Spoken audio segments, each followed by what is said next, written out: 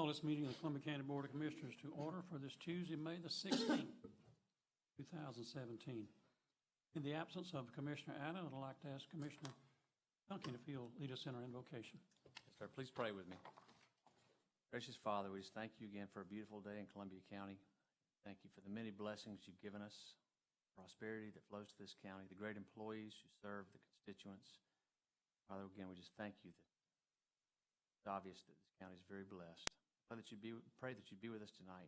God in the decision making and honor you. In Christ's name. Thank you, sir. Would you please stand for the Pledge of Allegiance?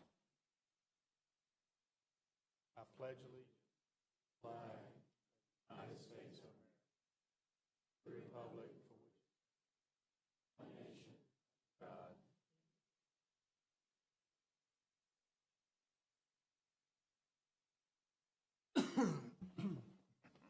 We do have a quorum tonight, but we have one commissioner absence. I don't know, since he's doing teenage duty on a trip to Alabama, I don't know if he'd rather be there or be here, but nevertheless, Commissioner Allen is not with us tonight. Our first order of business is to approve the minutes of two previous meetings. The commission meeting of May the 2nd. If you're satisfied with those recording of that, we'll accept a motion for their approval. So moved. Second. Any items of discussion? All in favor, please raise your right hand. And on that same date, May 2nd, the budget public hearing, which, as I recall, Mr. Johnson, we had absolutely no public. No public, but we did have the hearing. Nevertheless, we have to approve the minutes. Make a motion to approve. Second. All in favor? Any other changes or any changes to the agenda that you know of, Mr. Johnson? Not to my knowledge, Mr. Chairman. We do have thus far one request to speak, and we'll get to that in just a moment. Again, I want to welcome each of you to this meeting of the Commission. As always, these proceedings are videotaped. If you'd like a copy of that, you may obtain one through requesting a copy from our county clerk. Also, that these proceedings will be on the county website in a few days, and you can view them there.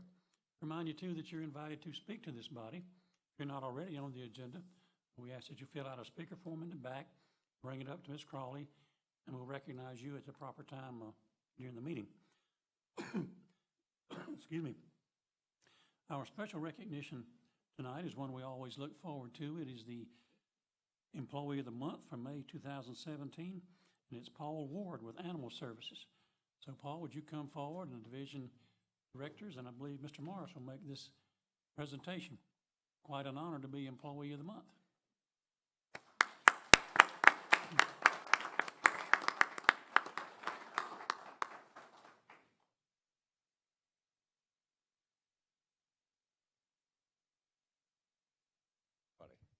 Good. Paul, I'd like to read your bio. Else to maybe tell. Paul, this is Paul, South Carolina native. Most of his life growing up in Colorado Springs, Colorado. Joined the U.S. Army when he was 20 years. Our country for 6 years. One combat tour in Baghdad, Iraq in 2000. Paul has a love of all animals, wildlife included. Master Falconer was the president of the South Carolina Falconry Association. At home, Paul gets to spend most of his time with his dog, Allie. Aches. Paul has been with Columbia County Animal Services since June 2015. Valuable addition to pride in every aspect of his work. Now, the reason for his nomination is not only the excellent job he does every day, far above and beyond Sheraton here. Honor tonight with someone. Be glad to. Hey, I'm Matt Jones. I came to meet Paul incident that occurred approximately 2 months ago. Involved myself in the incident. However, the hero of the story is Paul. I was actually riding my bike on Chamberlain Road, and a vehicle struck me. While Paul was on a call, coming back from a call, from an animal call, he witnessed the accident, and I'm pretty sure he was by my side before I hit the ground. And that was one of the things that I most is as soon as I came to, cutting a couple cartwheels, I remember seeing animal control vehicle off the road with his lights on. Paul was right by my side, calming me down. Not only does he care for all the animals, as mentioned, he also cares about. Not many people would find and take care of a fellow citizen. Didn't stop there, so he pulled over, contacted my wife, he contacted about the whole act, and then he was also kind enough to take my house, follow up and check on me. So I just wanted to give him thank you for that. And honored to be here. I truly believe that God sent for me. I may not be here. I'll be in there.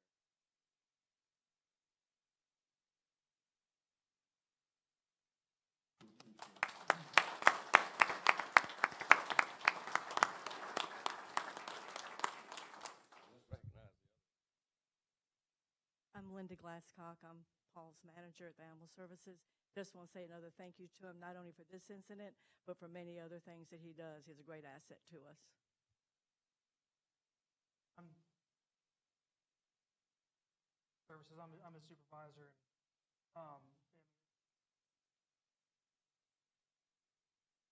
Time even to call me, I was like, hey, I'm going to be a little late on this call because I got something going on.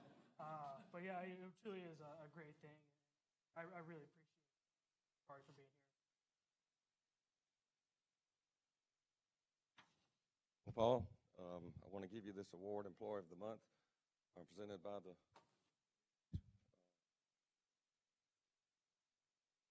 Call of Duty. Congratulate you.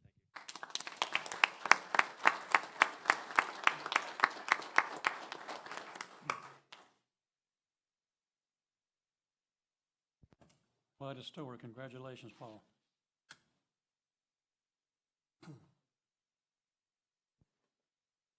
We're always happy to see people in uniform at our meeting, and we have a Boy Scout, I believe, here that's looking to advance in the ranks. Would you introduce yourself and tell us what you're trying to achieve?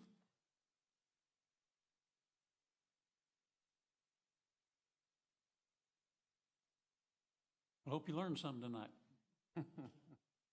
And I hope it's the right kind of things you learn. We have a request from Jim Hamrick to speak concerning an item on the agenda a little bit later. Jim, would you come forward? Here at the podium, please, and give us your name and address.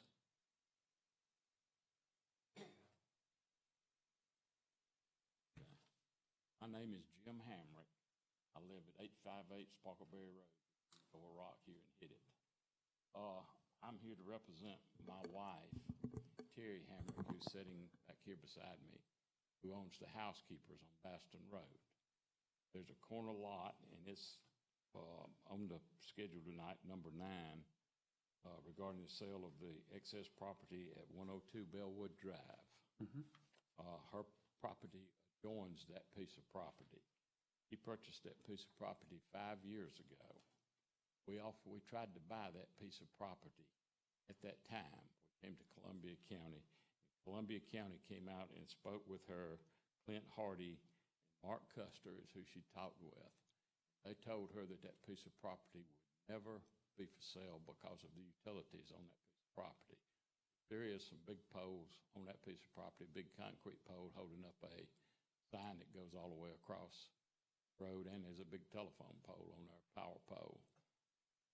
But anyway, but they told her she needed it for parking. They told her to park her cars on that piece of property, that they would give her an easement to do that. I do not know if the easement ever went through or not. I did not follow up on it. I just assumed they would do what they said. But anyway, the piece of property is now for sale, and my question is, why is it all of a sudden for sale? Mr. Slaughter, do you have a history of this particular piece of property?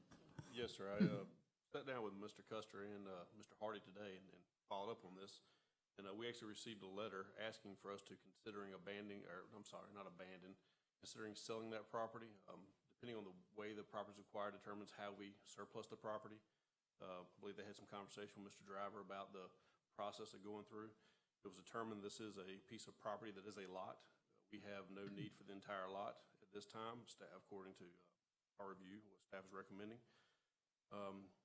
Therefore, it will be offered up for sale. It'll be sealed bid. We'll send the letters out to both adjoining property owners. They can put their bid down, send it back in. Highest bid buys the property. I believe actually the letter we received was from your wife, I believe, asking for us to consider selling the property on April 17th. Letter from her. Please. Sure. I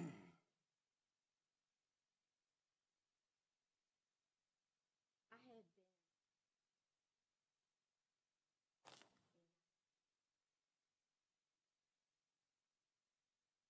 all of a sudden, Mr. Hardy calls me.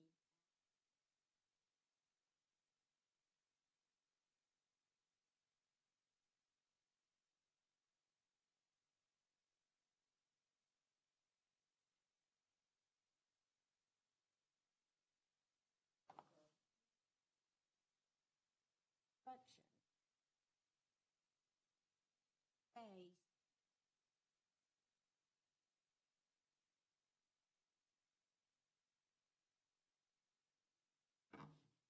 So he said, "Are you?" But y'all told me, Father.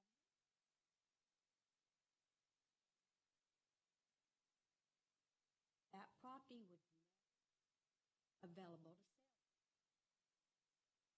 I said, "Why is it available now?" He said, "Well, I waited. I didn't hear." Oh, and he said, "Well, we might could do."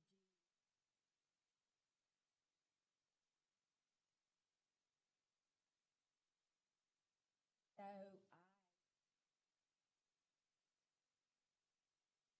I waited. I waited. Oh, and he told me to send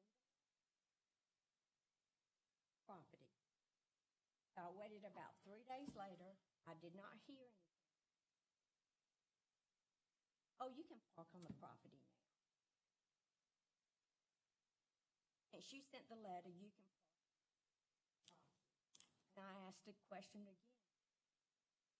After probably, Mr.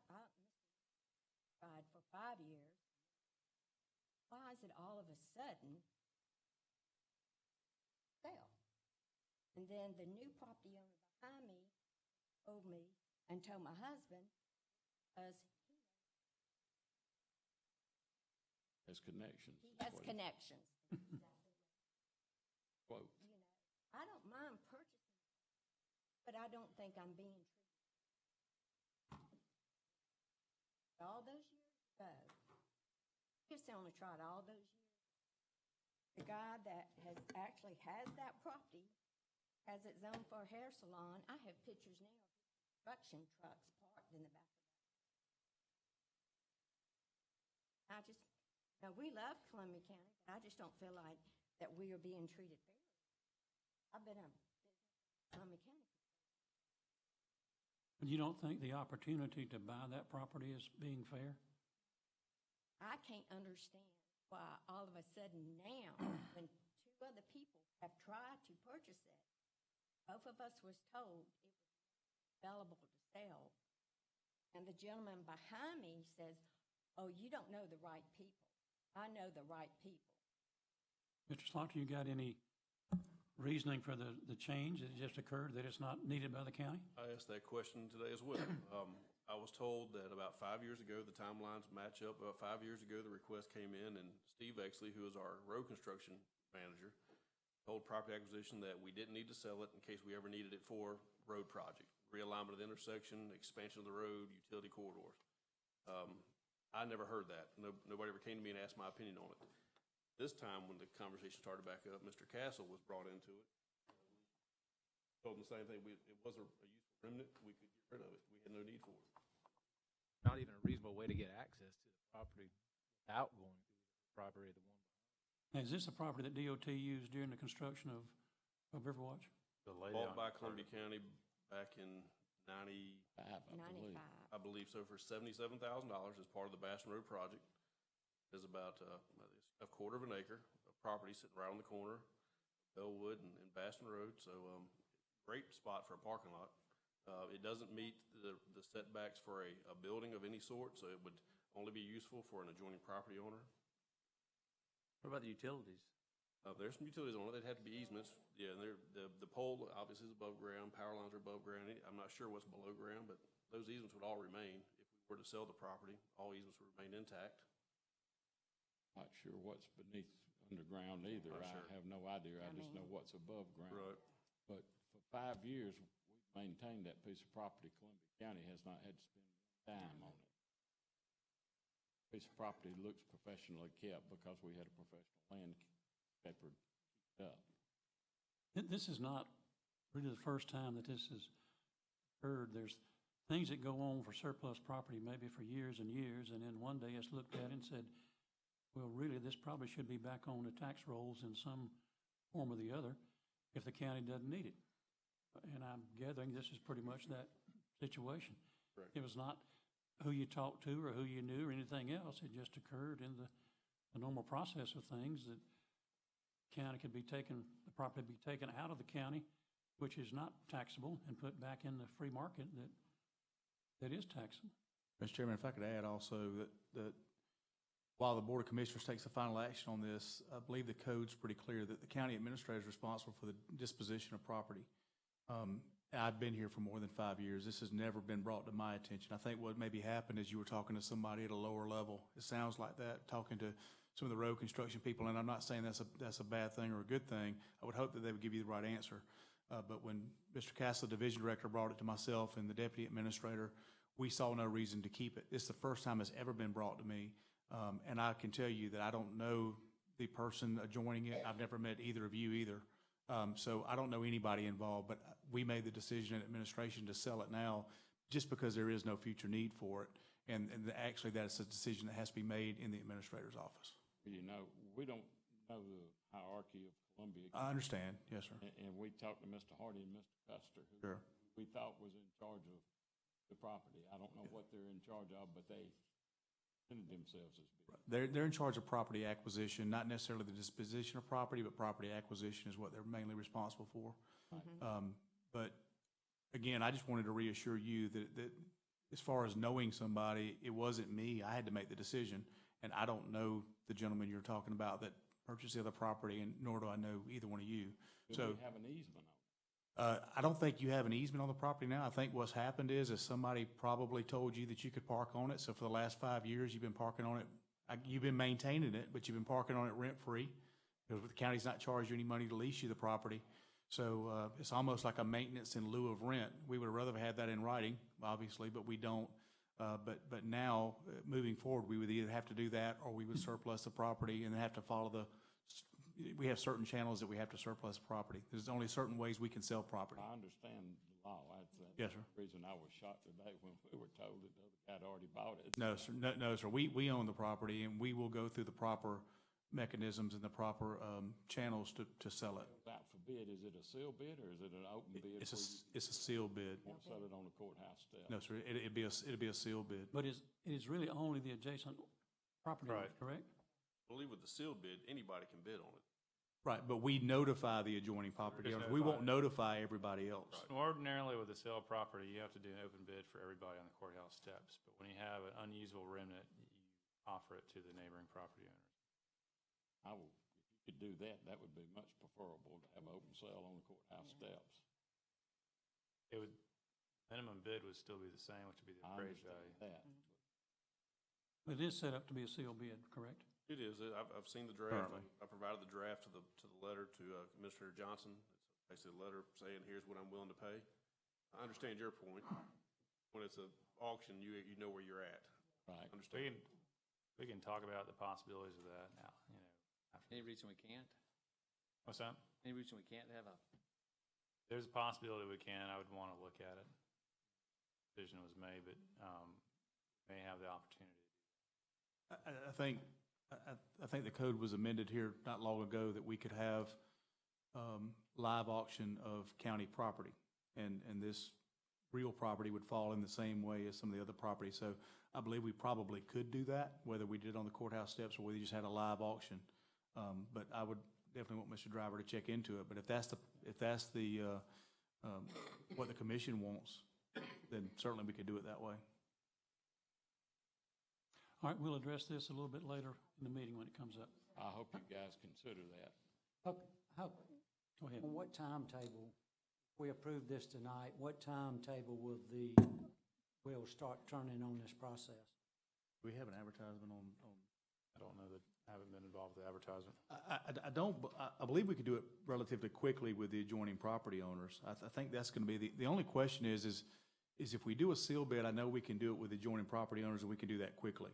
If we do a live bid, I don't know that we can prohibit anybody from walking up and bidding on the live thing. And I'm not sure that we're not going to have to advertise that, and therefore it may take a little more time if the county's disposing of property with a live bid.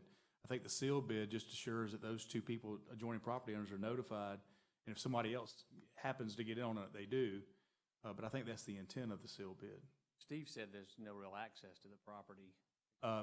No. I think that the adjoining property owners, they would have the only access. I mean, Bastion Road, you wouldn't have any access really from there that's not existing. So I think you have very limited access. Those are really your only two bidders. It's just whether or not you allow them to go back and forth, and which potentially would bring more money. So in general, the property is only usable as parking for an existing landowner, probably? Those two, I would think. The parking, or if they combine parcels, they could expand a building to meet setbacks. They could do that. Couldn't put a freestanding building on this property by itself. Yes, sir. Did you have something additional?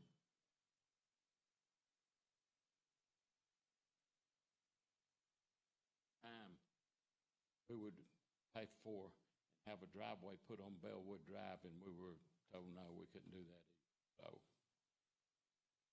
So Remember, was it the same people, Mark and Clint? I assume that. Yeah, I said we could not put a driveway on it. Well, if you own the property, you could put a driveway, couldn't you? We look at the spacing of the intersection. It's a tiny corner lot, so we'd have to go back and look at that. It wouldn't be cheap. It'd be very expensive to get it. That to regrade the whole site, probably move utilities. I will take that up a little later. We have a request from Chris Reed, Mark Finoff, Tom Brown concerning the sign ordinance.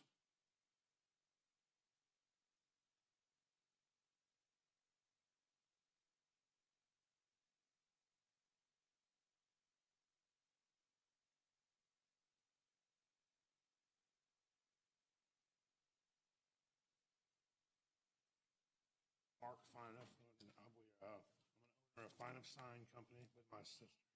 Chris Finoff Reed, one of our salesmen, Tom Brown. I have a couple things I'd like to pass out to you. Just a real quick thing. We passed it out last time.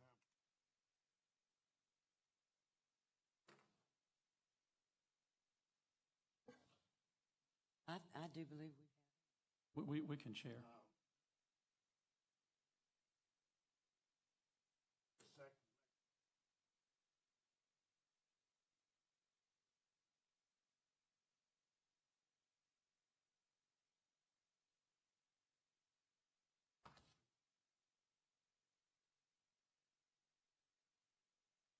Because we do have a passion for signs.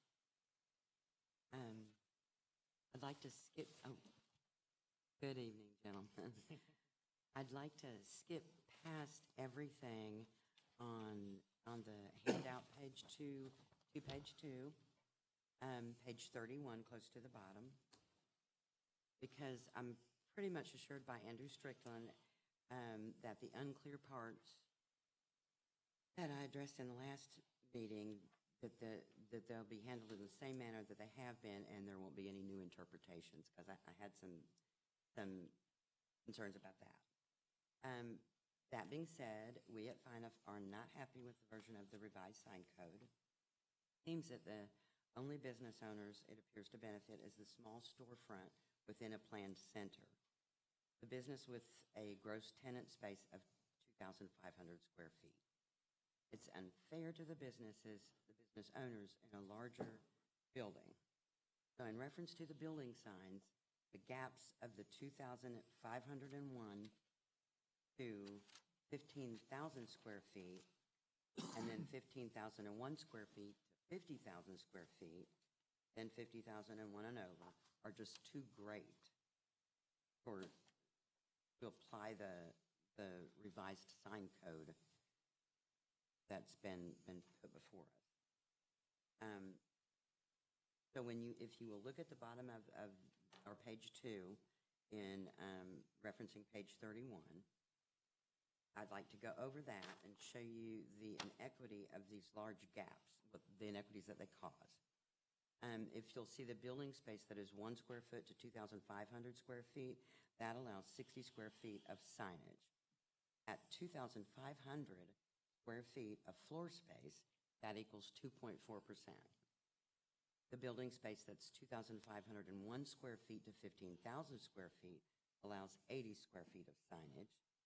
At 2,501, that equals 2.4%. At 15,000 square feet, that equals 0.53%. Their building space that's 15,001 square feet to 50,000 allows 125 square feet of signage. At 15,001 square feet, that equals 0.83%, and at 50,000, that equals 0.25%. I just feel that those gaps in the square footage are too far apart, and I would like to have a time period to relook at that and maybe make a revision on that. And I do go further down where we suggest that the 1 to 2,500 square feet is allowed the 60 square feet, that's 2.4%, and that we really just go across the board with that. And when you're looking at a business, whether the building or tenant space is 2,500 square feet or 50,000 square feet, they'll look proportionately the same with signage on the outside of the building if you allow things to be across the board like that. Or perhaps at the top of the 3rd page, the first full sentence, where we could make things even just more simpler and allow everybody 9% of the front fascia of the building. Which is real common to have different percentages in different zones. For different districts. Etch my spot here.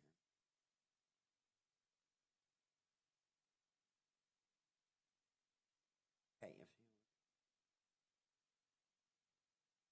then to address the principal freestanding signs, our page 3, still the same way here in reference to the gaps from 0 to 10,000 square feet, 10,001 to 50,000 square feet, 50,001 to 100,000 square feet, 100,000 square feet plus.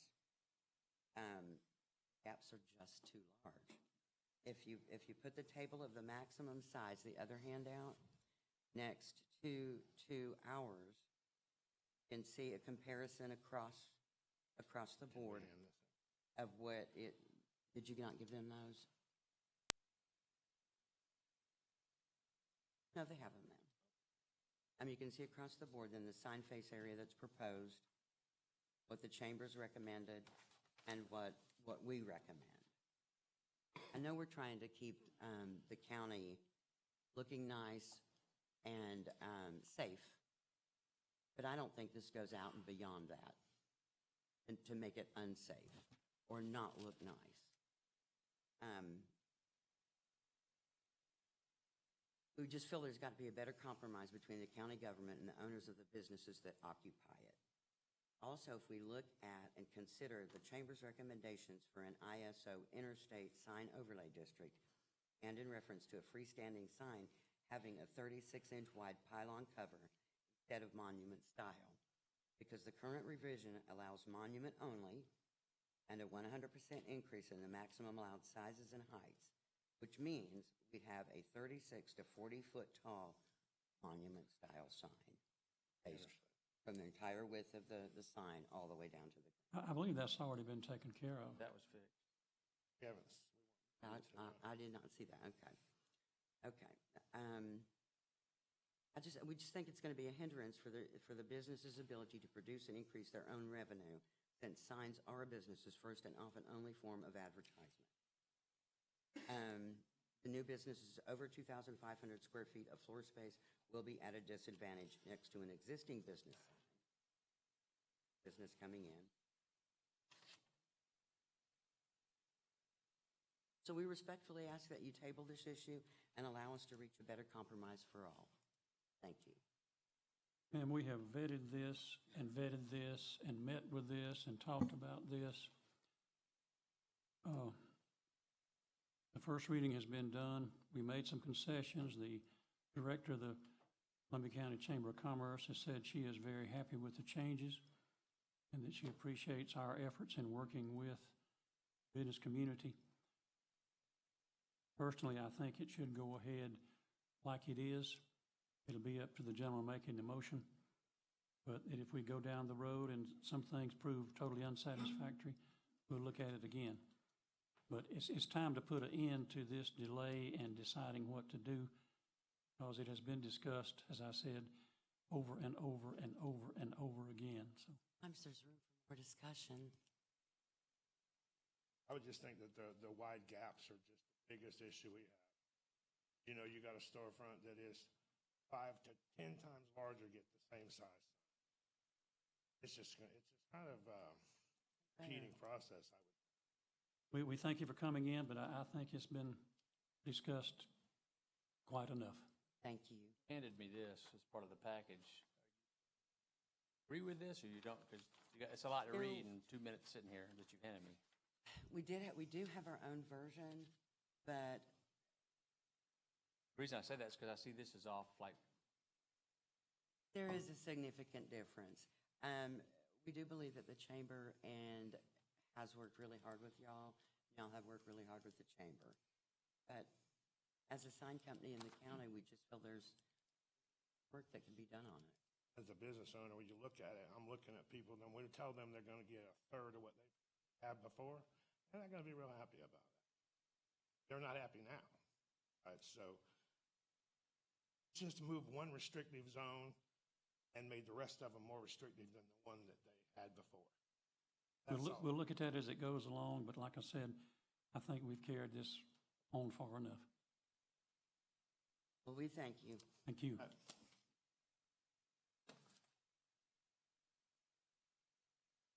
Gentlemen, we go now to our consent agenda. These are items that's been through the proper committee and got the necessary 3 votes to be placed on consent. We'll accept the approval of all of these items as one vote with your approval. Make a motion to approve.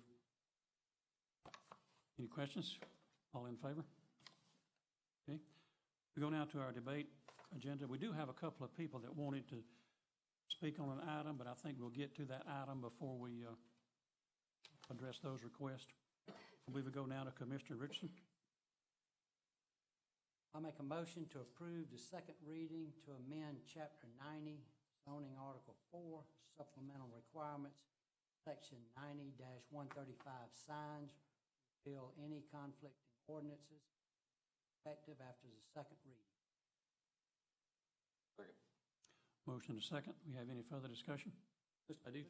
Chairman, like you, think we just have to move forward. I don't think we're going to make everybody happy with this, but it's been worked on since last August, 9 months. Stopped it, we back, and I just think got something that most people voice their support for, and I think we're just going to have to move forward and go back and address those at a later time. Mr. Duncan? Yeah, I agree with Christian. Time to move forward, but if there are serious gaps, then I would ask staff to take a look at that if we need a wider range to give a smaller business a chance to have a different size sign. Any comments, Mr. Moore? Well, I just know in the past when we, so whatever you want, have gone back. What it does if we want.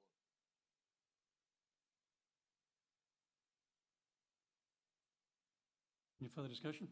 All in favor, please raise your right hand. Thank you. I believe we stay with you, Commissioner Richardson. Yes, sir. I make a motion to approve the request from applicant to withdraw the rezoning tax map 078, 073 without prejudice.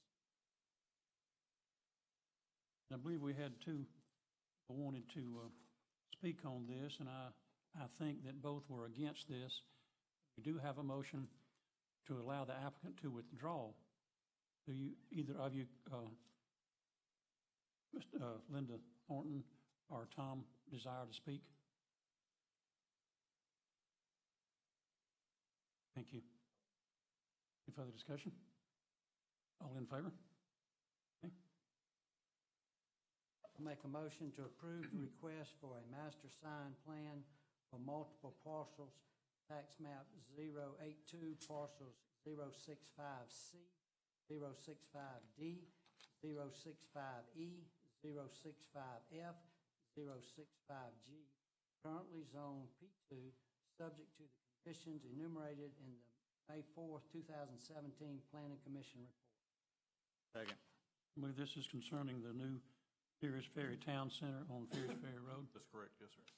To do something on signs that'd be attractive and useful. Correct, an entrance sign and then some internal wayfinding signs and office signs. Further comments? Mr. Chairman, I said P2, it's actually zone P1. Thank you, Mr. Marsh. Further discussion? All in favor? Good to have a school teacher up here, sir. Gotta be good. All right, sir. I make a motion to approve the rezoning from R3 to P1 for a hair salon and office located at 104 Bellwood Drive, subject to the conditions enumerated in the May 4th, 2017 Planning Commission. Second. Any further discussion of this item? I would like to make a comment, Sure. Chairman, on this. I believe one of the conditions in this recommending for approval is that no construction equipment will be parked on the site. I think there's construction equipment on the site today. Don't know if the upgrades have started on the building or if they have not. Just to make sure that we re-emphasize that construction equipment cannot be parked. Other comments? All in favor? I make a motion to approve the request for a variance to section 90-139 buffers located at 104 Bellwood Drive to eliminate the required buffer along the southern property line with 102 Bellwood. Second. And I believe this is to allow for parking at that site. That's correct. Their site plan requires them to get pretty close to the property line for the parking to work out beside the existing building. Was on the screen. Yes, sir, to allow that parking to. Okay. Other comments? All in favor? Okay. I make a motion to approve the rezoning from RA to S1 with a conditional use for a wireless telecommunications facility located at 6023 Harris Hammond Road. I believe this is for a monopole cell tower. Correct, yes, sir, 150 feet. Other comments? All in favor? I make a motion to approve the rezoning from R1 to R2, portion of tax map 077, parcel 078, 11.53 plus or minus acres located off of Ferris Ferry Road. Second. And I believe this is an extension of a development, Jones Mill, That's correct. other section. Comments? All in favor?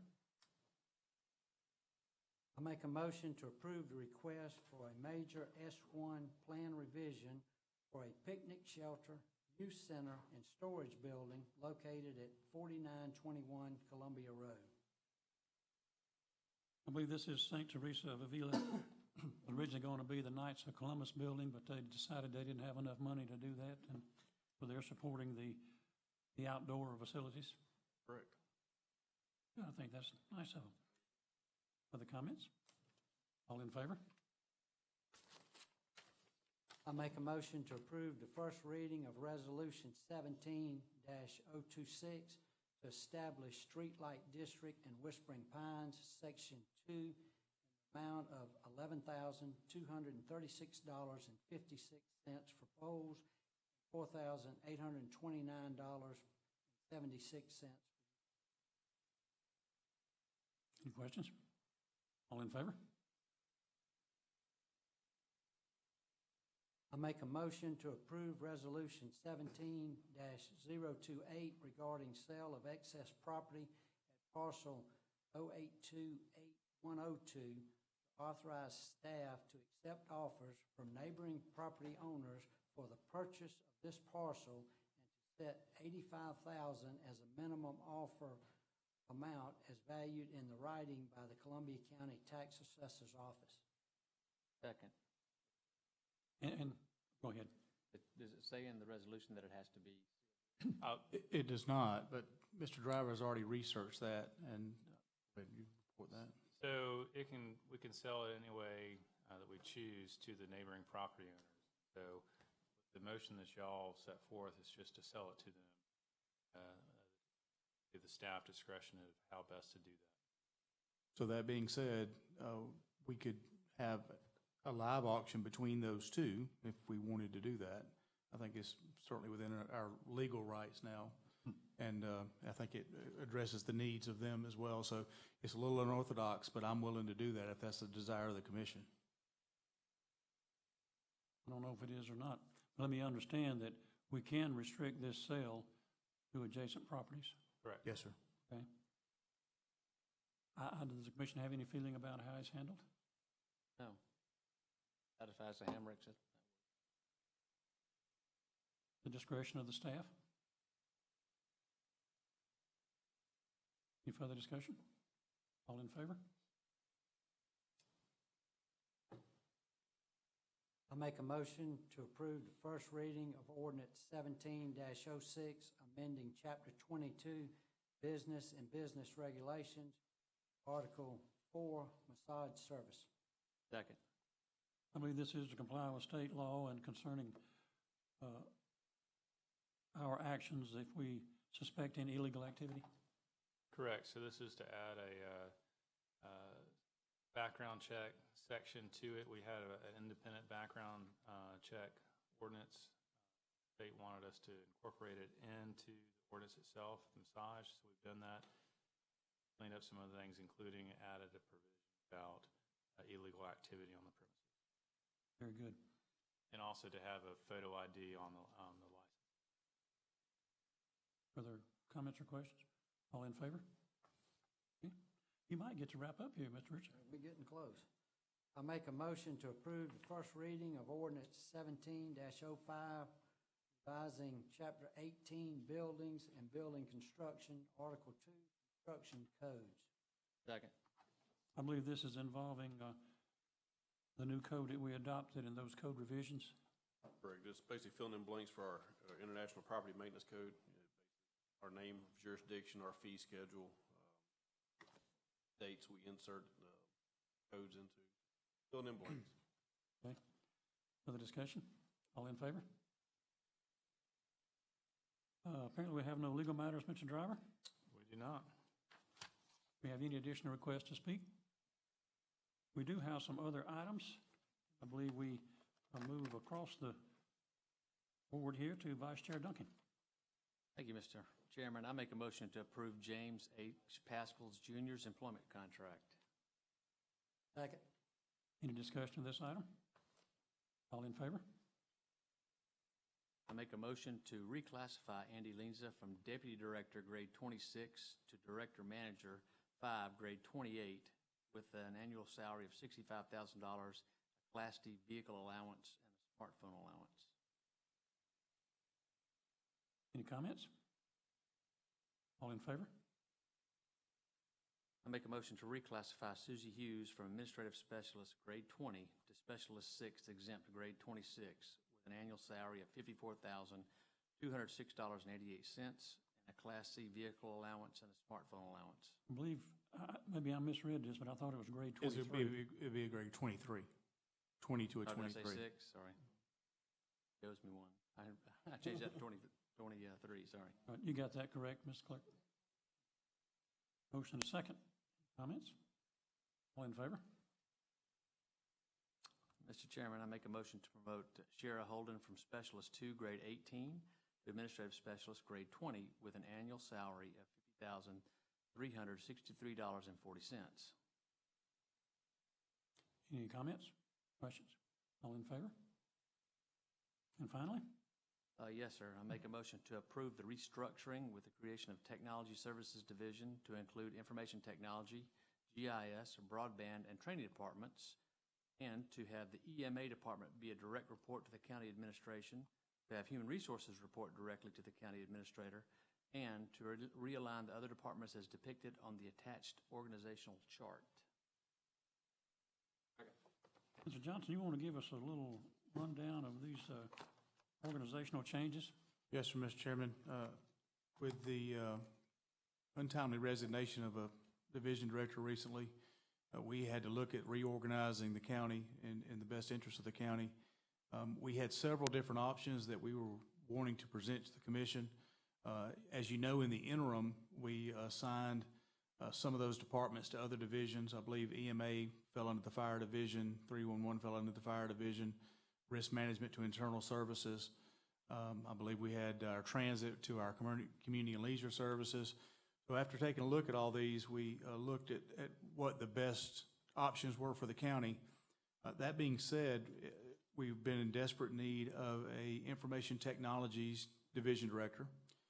With all the cyber threats and those sort of things and the amount of data that we keep here at the county, we feel like that's an important piece. So we were able to reorganize and make a recommendation to the board that we move that division from emergency and operations to technology, and then rearrange some other departments. So IT, broadband, and GIS would report to this new information technologies division director. And then we had to realign some other departments into some other divisions. One of the things that we felt like was very important was in light of recent things that have happened was that EMA needed to be a direct report to county administration. It was when it was under a division director. It was a department then. It is still a department now. It was a direct report to the division director then. Now it's a direct report directly to the administrator or to the deputy administrator. We felt that would be a better fit than the fire department, although we looked at doing that just to make sure that there wasn't a buffer there. We looked at it with other communities our size. We found it both ways. Sometimes it was under the fire department. Sometimes it was a direct report to administration. So we felt like that would be best. And then in that realignment, we also thought that it would be best to have human resources be a direct report to me. That way, if there are any issues that come up to human resources, I'm in pretty constant contact with our human resources manager anyway, but that way we would be able to head those items off early, and I would know about all the human resources issues going on in the county. And then second of all, I believe the code's pretty clear that it is my responsibility to either hire or discharge employees, although I can delegate that responsibility. I can delegate the task. I cannot delegate the responsibility of what's happened. So we have delegated the task, but I'm going to be a little more involved in the responsibility of who's hired and terminated going forward. And I believe there is a concept that has EMA report to the sheriff's department in some areas, right? There are some, and that was something that was also discussed. Do we want to move it to the sheriff's office? We actually talked to the sheriff about that. So we had lots of options, and we feel like this is the best one to present to you. So just to be clear, because we've discussed 3 different scenarios, this is your recommendation to the board is to administration, not to the fire department. That is correct. Further questions or comments? All in favor?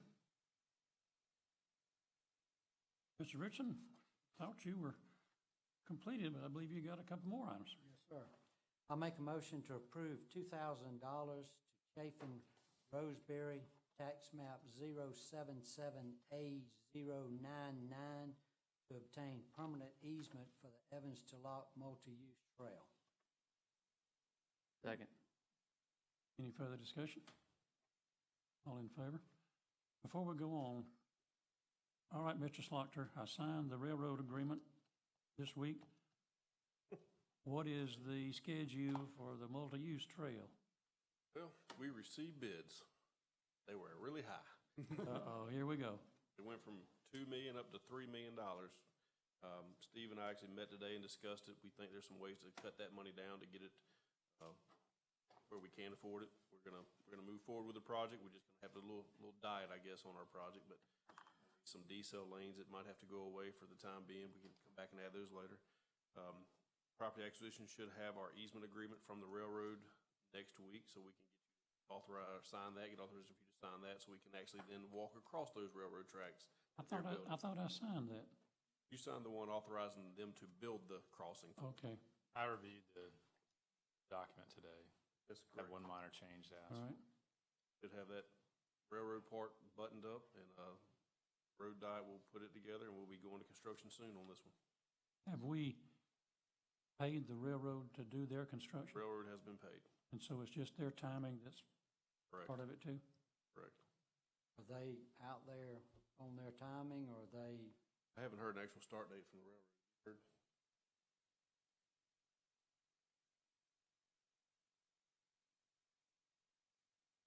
Next item. I make a motion to approve $1,005, Karen Lanier, parcel number 67, $830 to Patrick Tom Moore, parcel number 25, $1,700, Beverly and Michael Tuttle, parcel 66, $9,000 to Carroll Estate, parcel 31, $2,660 to Eleanor Weathers, parcel 12, $6,949 to Sydney and Rosalind King, parcel 10, $655 to Jewel Allen, parcel 5, $600 to Nicholas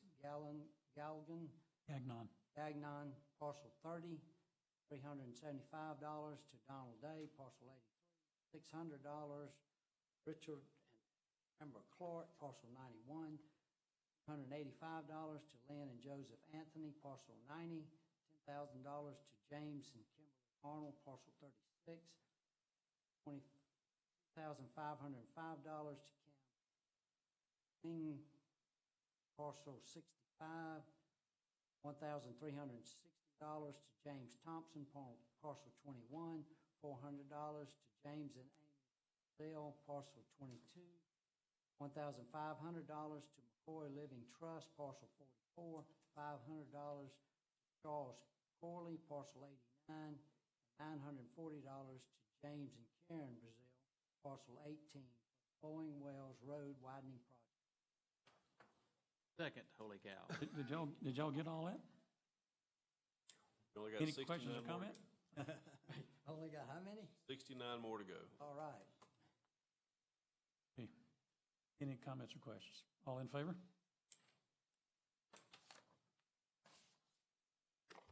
I believe, gentlemen, that completes our agenda.